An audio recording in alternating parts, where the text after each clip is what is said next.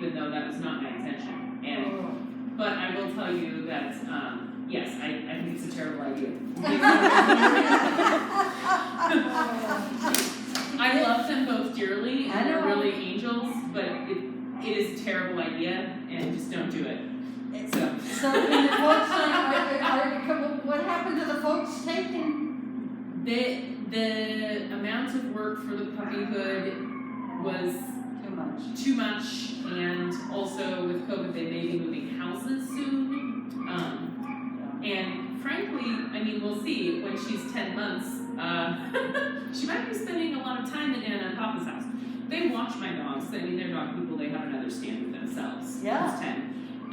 So like, if I went on vacation or something, they probably would go. They go to the farm. Yeah. You know, it's fun time, but it just didn't work out for the whole time. Yeah, Thing, I get it. Yeah. Okay. Don't ever get litter mates. Don't ever get litter mates. I know. Yeah.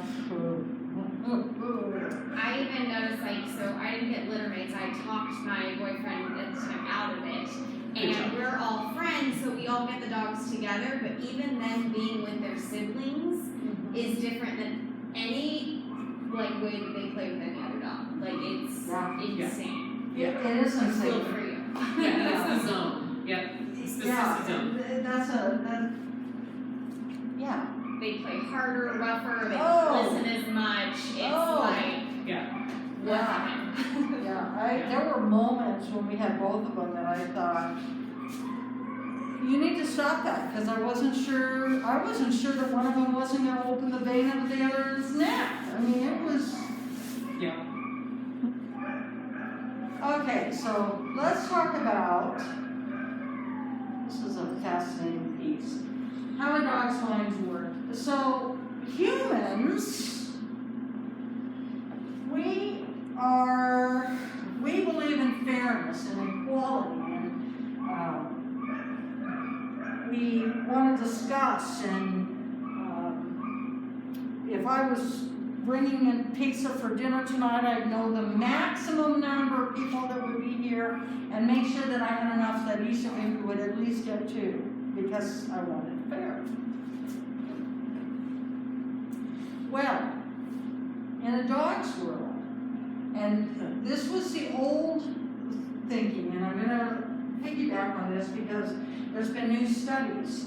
So, in the old world, the thought was you had your lead pair, and they would eat first, and the rest of the pack, whoever the pack leaders were, would finish what was left. Well, what was happening was they were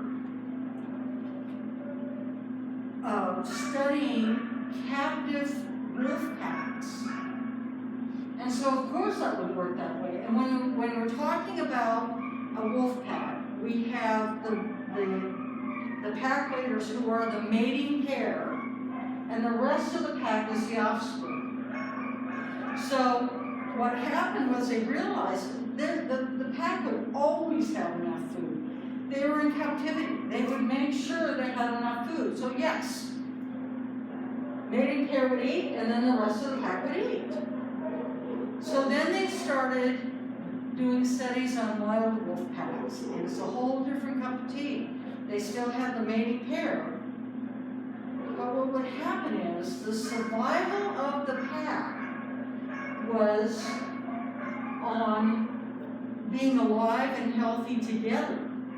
So what would happen is they would take down an animal, and depending on the size of the animal, if there was enough for the whole pack to eat and with no problem, yes, so the leaders would eat first and then the rest. If there wasn't, then it would be decided who needed to be the strongest, and oftentimes that was your adolescents. And they would eat first, and then what was ever left would be finished with the rest. So they don't have that equality gene. They don't have the, well, what do you think? What's your feeling on that? You know, and what's your opinion on that? It's just, tell me the rules. Tell me the rules and stick with it. And I'm good.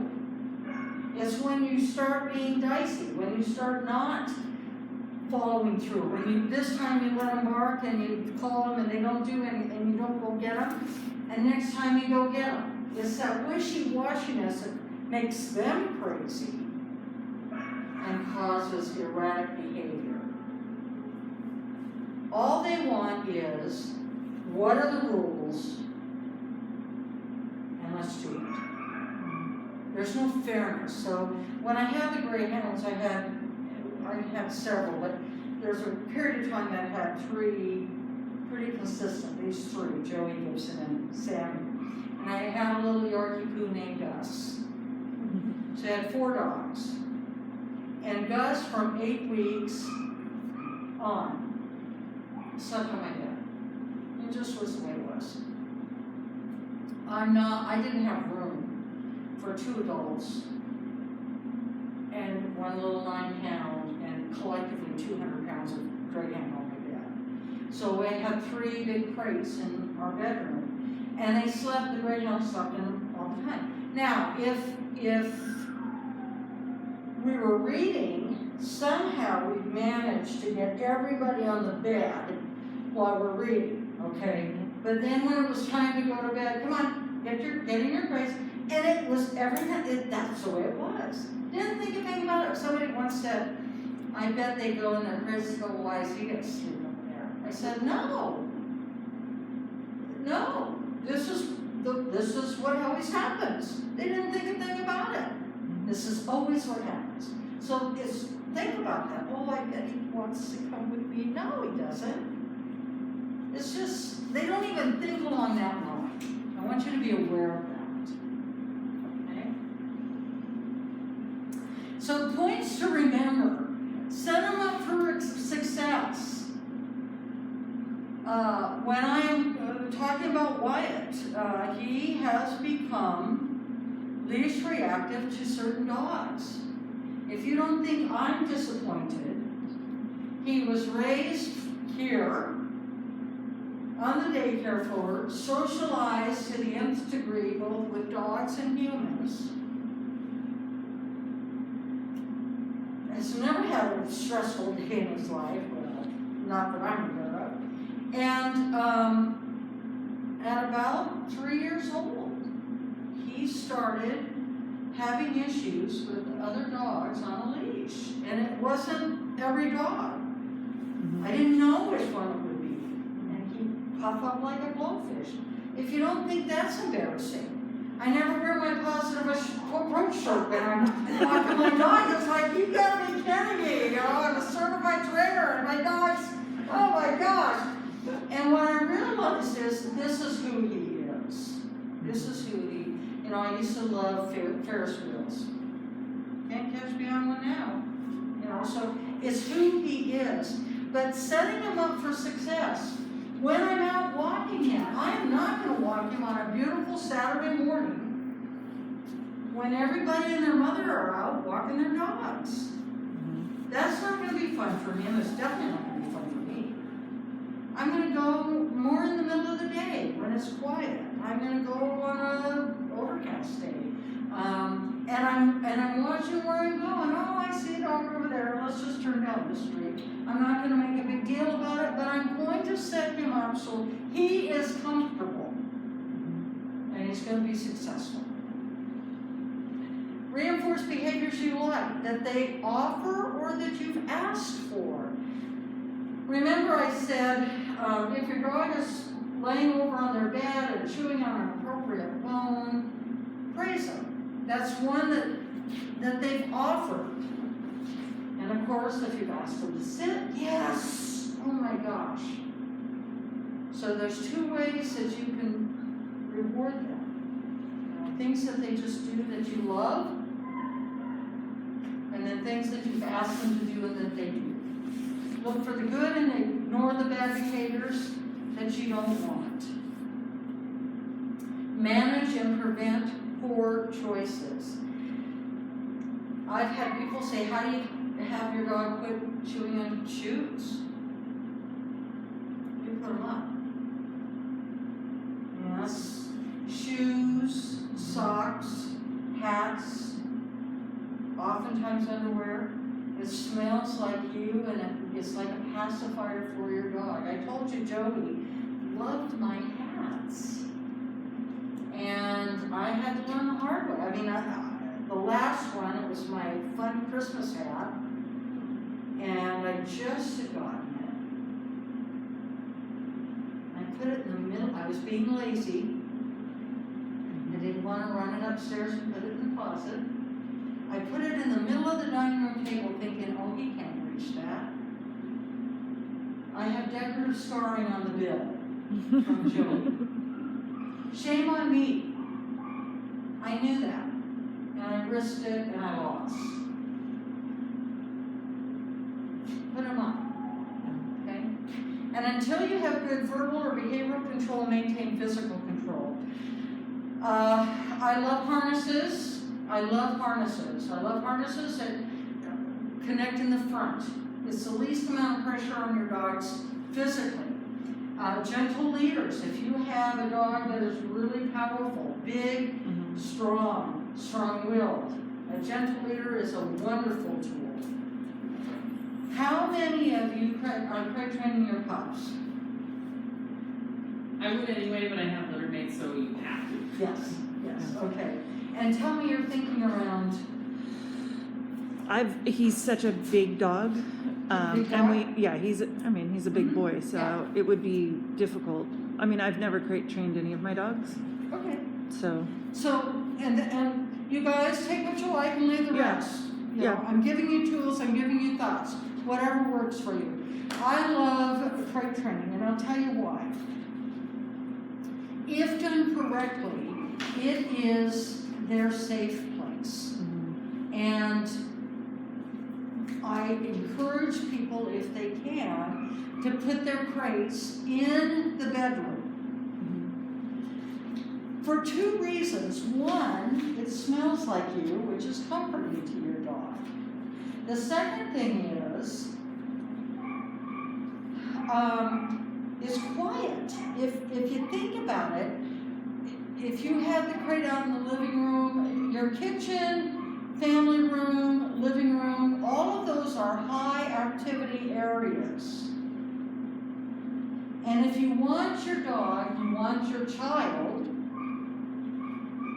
to calm down and chill out, we're not going to put them on the couch to take a nap. We're going to go put them in their bedroom so that they can calm down and go to sleep. So that's another reason. I have grandchildren, and I will tell you that there are times my dogs are looking at me saying, okay, I am so out of here.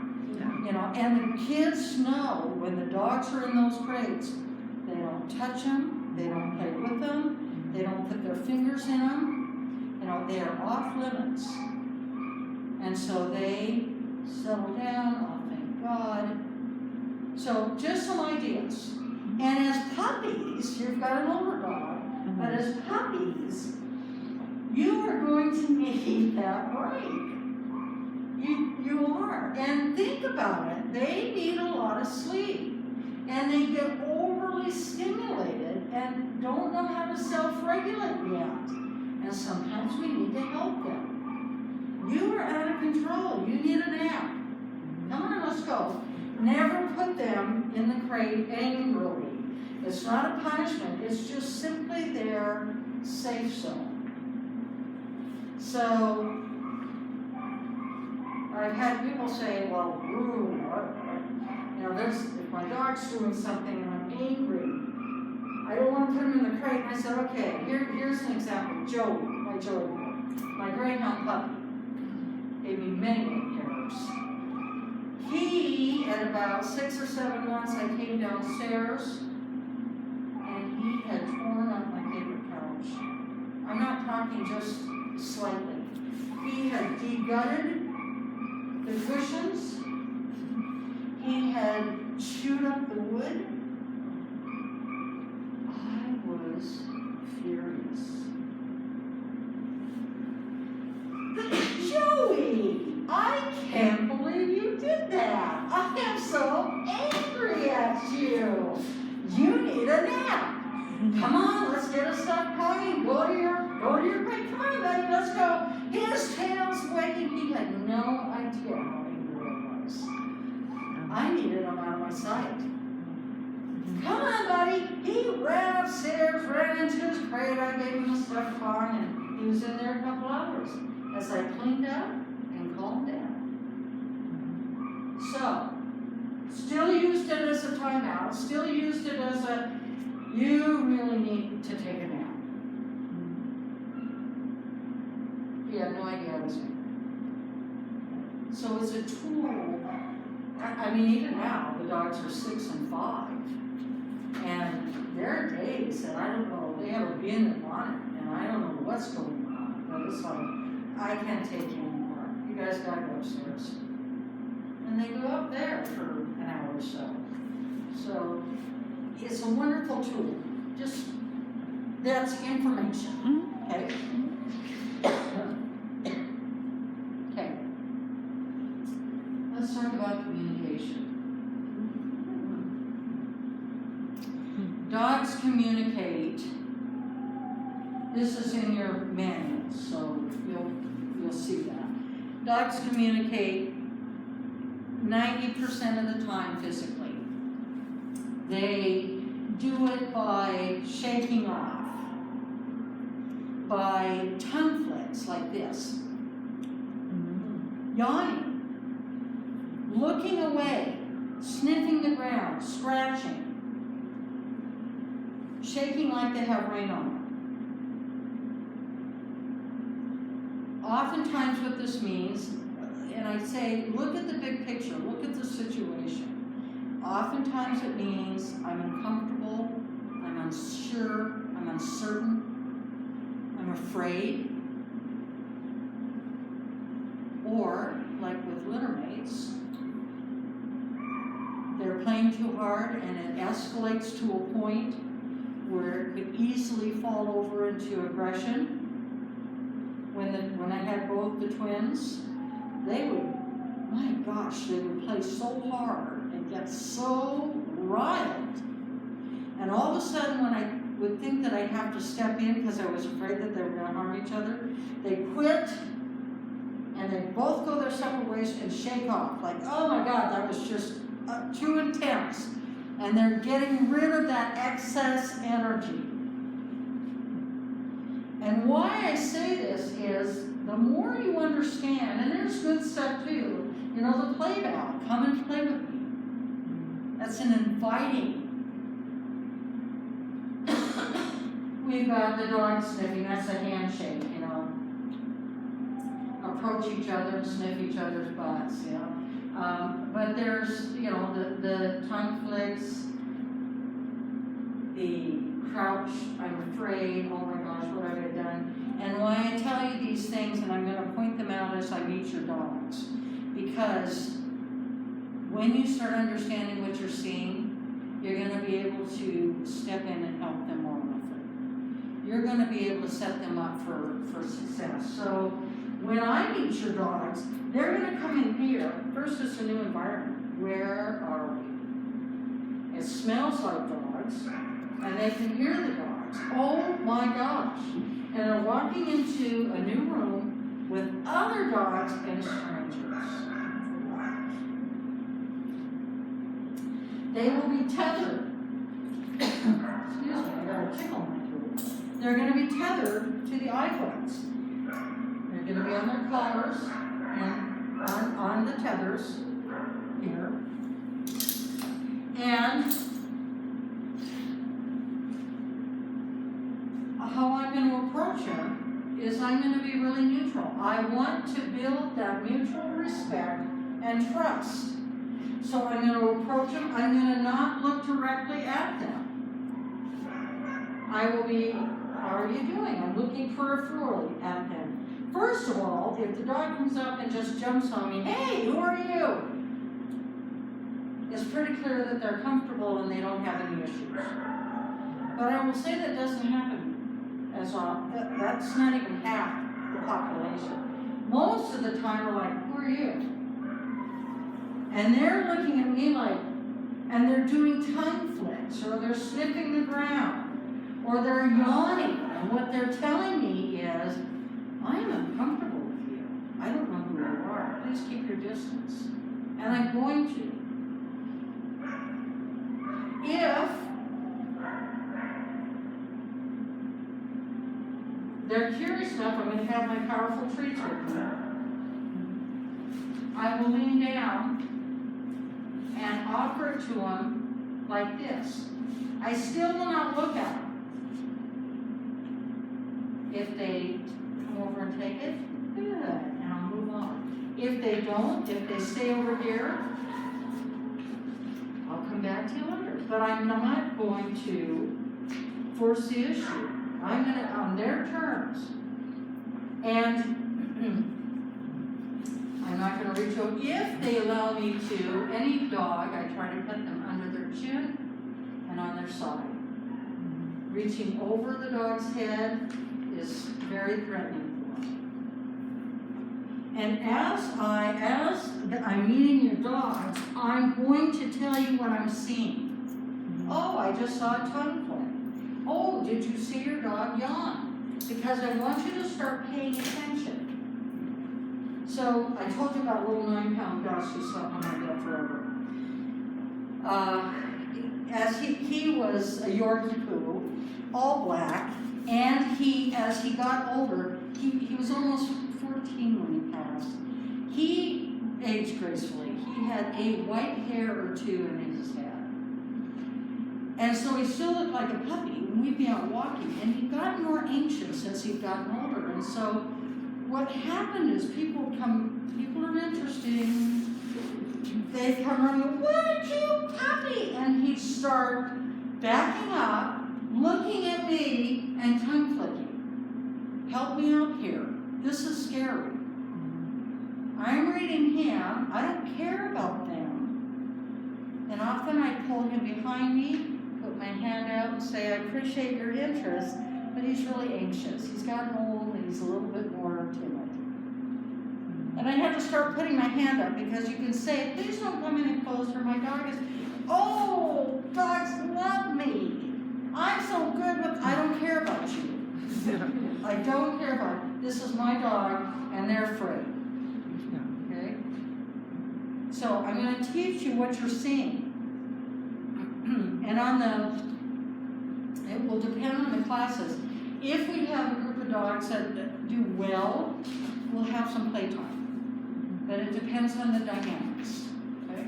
And if we happen to have playtime, I'll also be pointing out, this is what's going on. Did you see this? I want you to be aware of what you're looking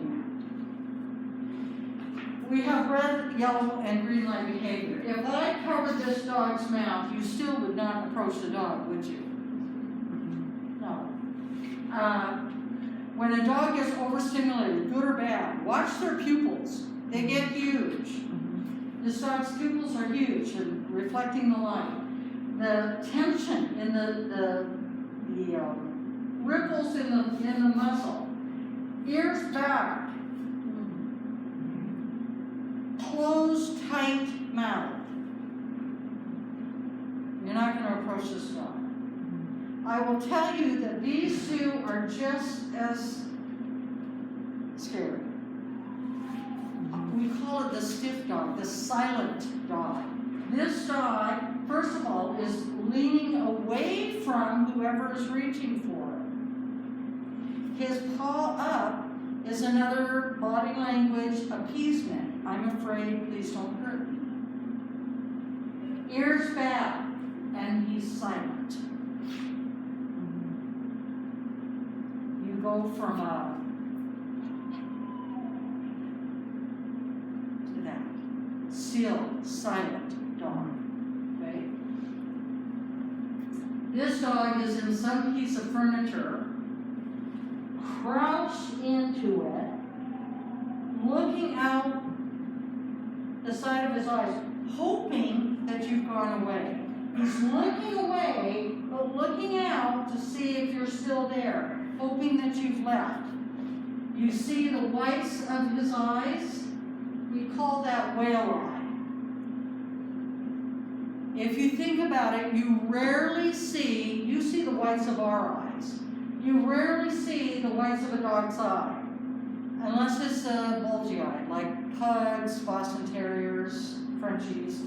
Most of the time, you don't see the whites of their eyes. If you see the whites of a dog's eye like that, you need to back up. You need to give them space.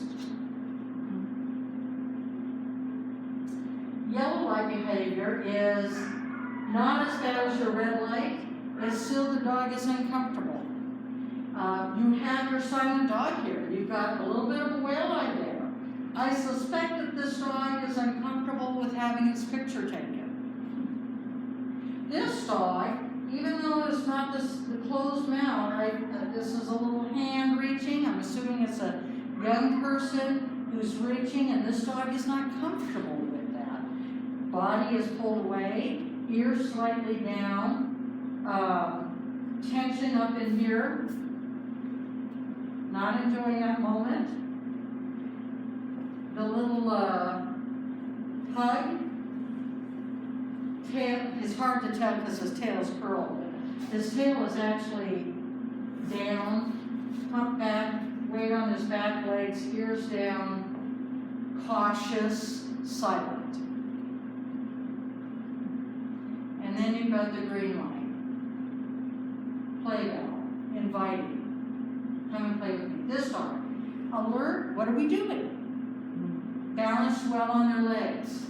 Look at this happy, relaxed, alert, no whale eye. These two, of course. Look at this dog, and look at this dog.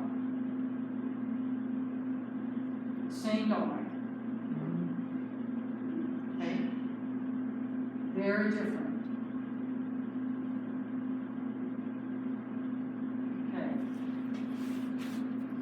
What's your dog telling you? How many of you have your dogs? I do. I do. They do hate it. They hate being hugged.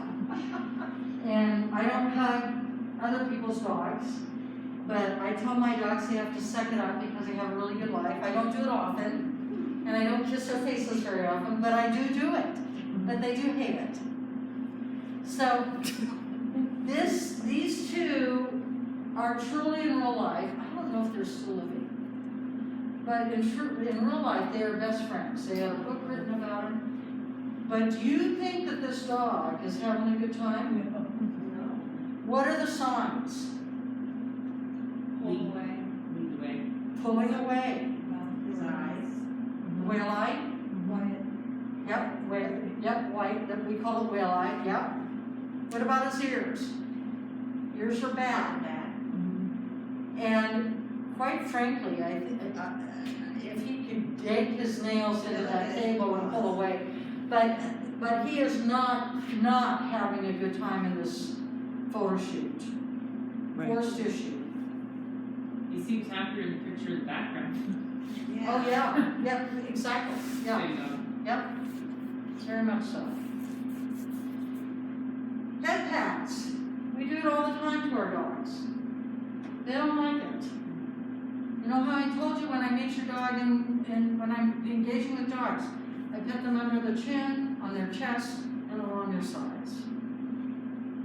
Once again, I think this is probably a dog that goes to schools.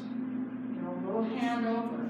This person is patting the head. This dog is being very patient. He's looking away from the child. His ears round.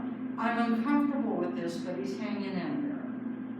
But he is not happy with that. And then the looming. You know how I told you I'm going to come in sideways to your dog? I'm not going to come straight into him and hang over him, because this is what it looks like. Okay? And for little dogs, it's even worse. So I come in sideways, I present myself, polite. All right. Let's talk about behavioral problems. So here's Wyatt and my Joey racing. Confined when unable or unprepared to respond. if your dog is acting out or getting into something and you have something, you're in the middle of something else, use your crate, use a tether. Put them in a place that they're not gonna get in trouble and confinement, and then deal with it later, okay? Increased exercise, often problem behavior is from boredom. Bottom line. And we always think that increased exercise is always physical, and that is not the case. You can use mental stimulation to help them along with physical. So that's why I got all these out here. I utilize it. I have antlers. I have food dispensing toys. I saw this tonight. We just got these in. These dog puzzles. This one I think I'm gonna have to get for my dogs. Tap and flip treat disposal. All of these, the classic, of course, is your Kong, where you can take their food, put a little touch of beef or chicken broth, a little water, let it sit, stuff it in here upside down, put it in a Ziploc bag, put it in the freezer. I always say get one that's one length longer than your dog's tongue. So when they get down here, they really have to work. Mental stimulation, it wears them out. There are times I don't have, and I love walking. I love walking and I love walking my dogs, but there's times I don't have that. And I don't also have time to go in the backyard and play ball with them. So I have done things like this. I've even done things where I take some treats and I go out in the backyard and I throw it in the grass.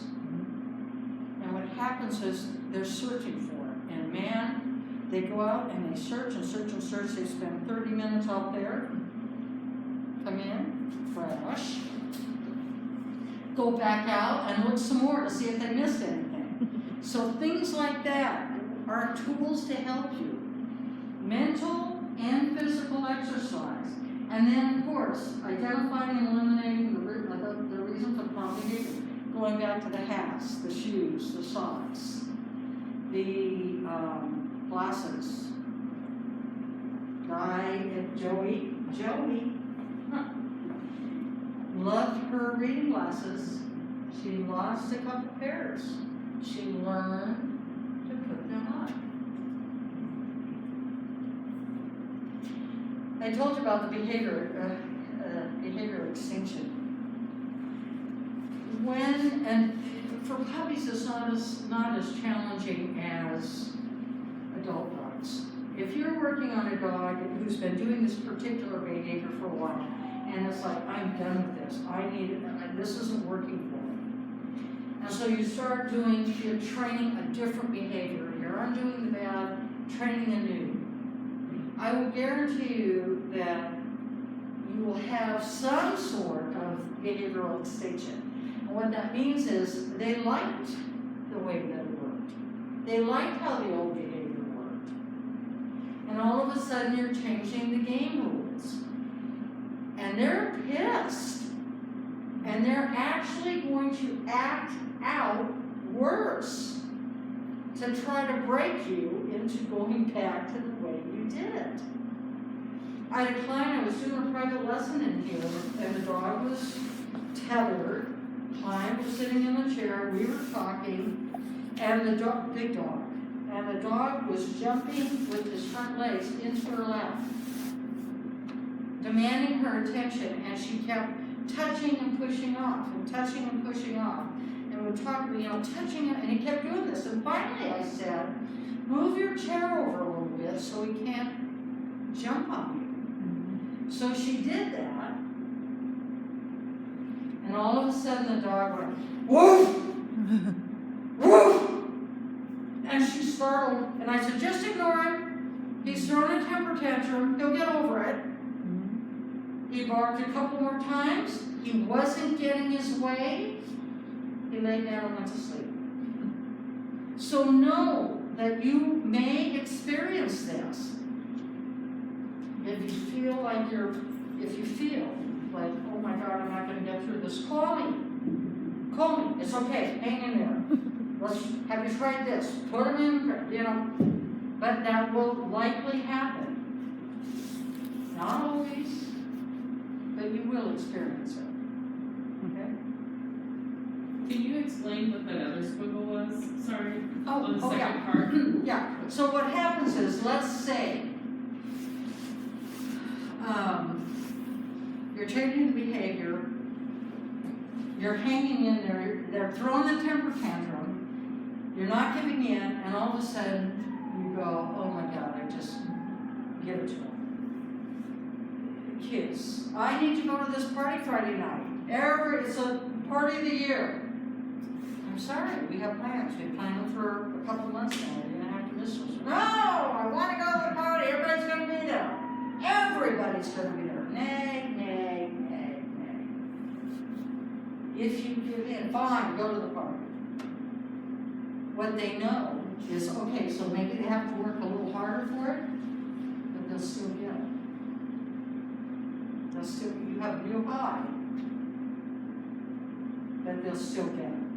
And they'll continue to try because they think that they'll still get the reward.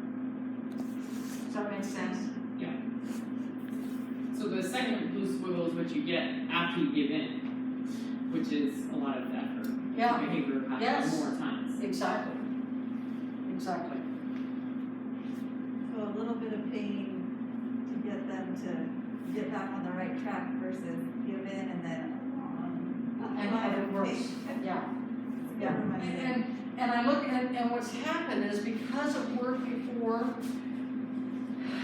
they're going to try it over and over and over again. And so instead of throwing a temper tantrum, leveling out. Okay, I might throw a tiny one more just to check to see. But it's not going to hit this. It's going to start de-escalating sooner than if you give in and then all of a sudden they're, and you're really hanging in there and then all of a sudden you break. Okay. All right. I would like all of you to hand feed your dog at least one meal this week. And how that's going to look is you're going to put the food in their bowl, you're going to sit down comfortably, scoop it out, hold it down, and they're going to come to you to eat it. Scoop it out, hold it down. Scoop it out, hold it down. Two things are going to happen. You're going to build a tighter bond between you and your dogs. And your status with your dog has just gone up. Okay? Your value to your dog has just gone up. If you have a strong-willed dog, and your dog looks at you like, are you kidding? I'm not going to do that. That's fine. You're going to put it up until the next meal. Then you're going to try it again. If they don't want to eat, okay, you're going to put it up to the next meal. I will guarantee you, when they're hungry enough, they will eat from your hand. Okay? At least one of the meals a day. Anybody in the household who wants to have a better relationship with the dog, I would encourage them feeding one of the meals. I've often had couples say, oh, the dog always listens to her. I don't know what the dog does. And I ask the question, who feeds the dog? Well, she does. Bingo. Okay. Good question. Did you say once or once a day you want us to try that before we count back?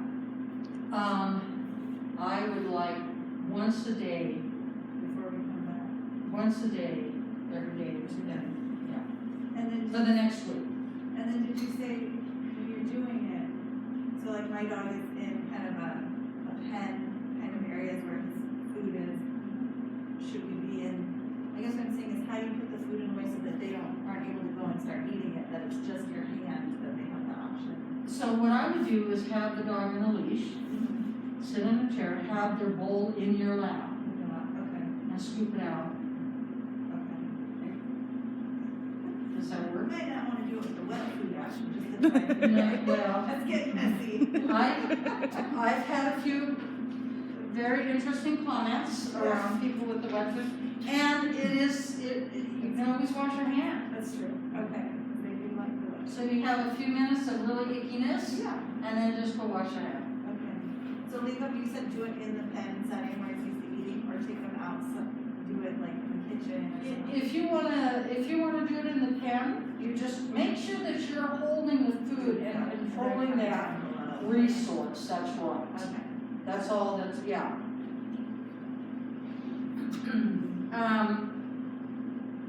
We talk about handling in class on the first week. I'll mention it now. The more you can handle your dog, especially the puppies, for some of you, you've got poodles. Your groomer will love it. All of your vets will love it. And stroke their ears out. Stroke if they've got a dog tail. Stroke down their back and play with their little tail, but stroke it out like they have the long one. They do have muscle memory with that, okay? Play with their legs, their jowls. You want them to be comfortable. You know, having the vet look at their teeth. With their paws, nail trimming. I actually play with their nails. I'll tell you another reason. You're going to have a baseline of what your dog feels like. So as they age, you'll know when something's going on. Oh, I don't remember that being there. And you kind of know. And it doesn't, you know, your dog cuddles up with you at night. Do it then. Gently do this. So start working on desensitizing your dog of being handled.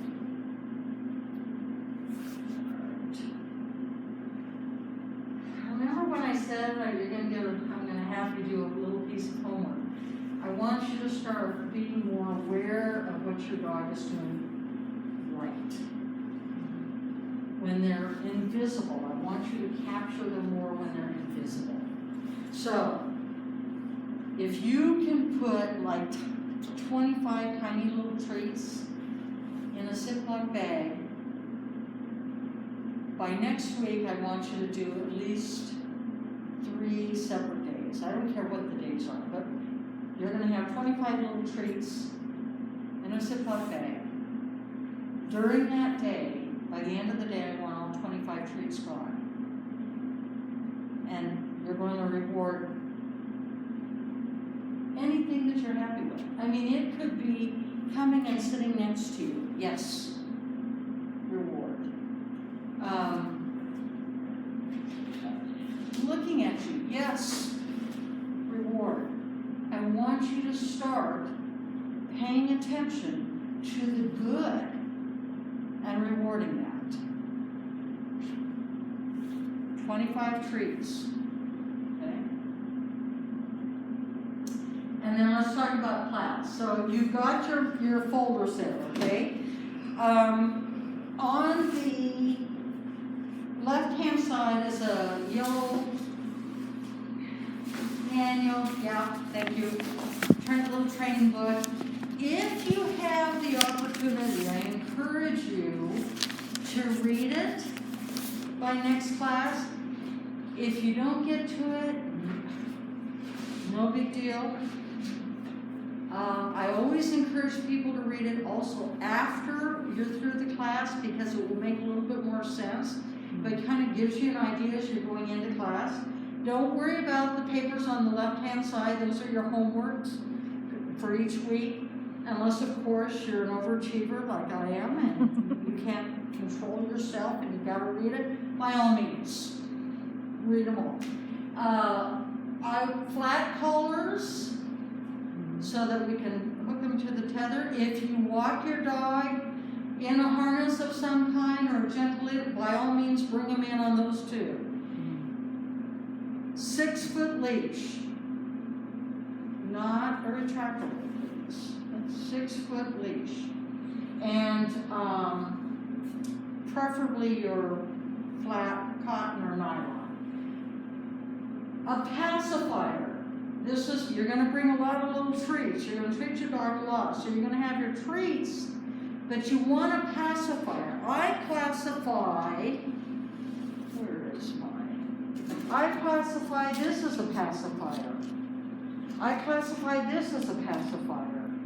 Some people have bought stuffed cons. What it is when I'm talking about a new behavior and describing what we're gonna do, your dog's gonna be bored.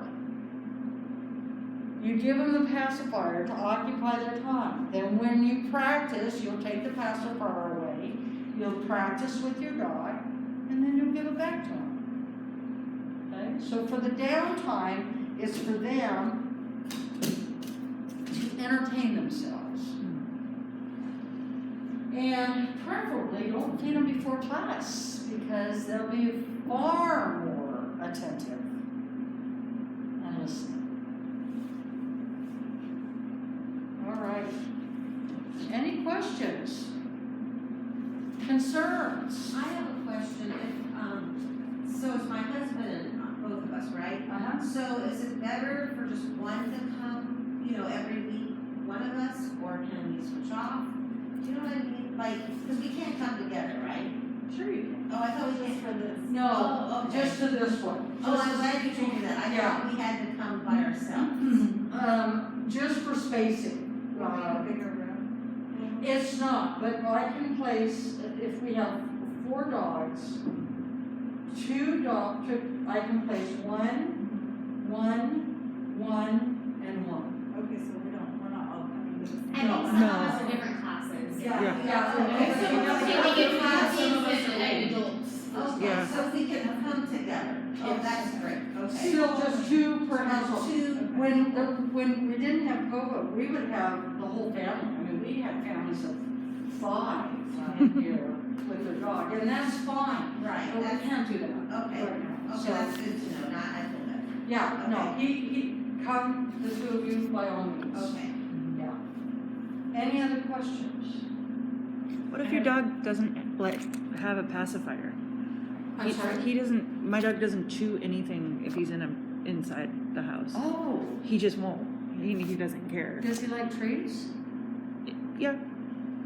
Does he have a toy?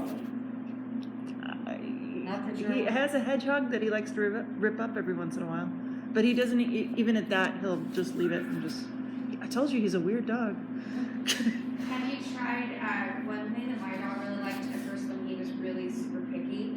I had a Kong, but what I did is I got like brown peanut butter, so it was like good peanut butter, not the sugar one, and then I froze the peanut butter inside of the Kong, and he loved that. I did Yeah, not keep him he's- occupied for He'll 50% of the time he'll eat it. Yeah. The other time he'll bring it to the back door and just wait. Just wait. Yeah, I'll come back to it later.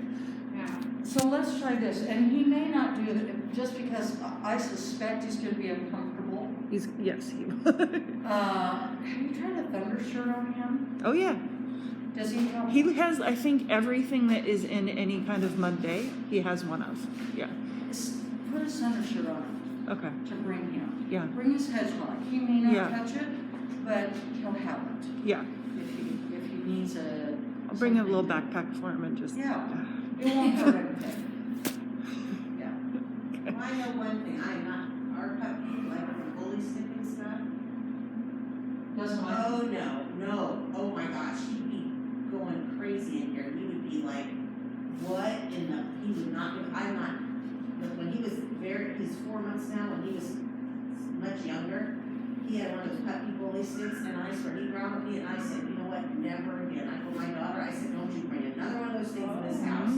If Well, he is like, so he can't have, he's not getting that. him so terrible. Oh my, Yeah. he was, and then he got another, like, something else, and the only thing we found that he will chew on without going completely ballistic is one of those, like, cheese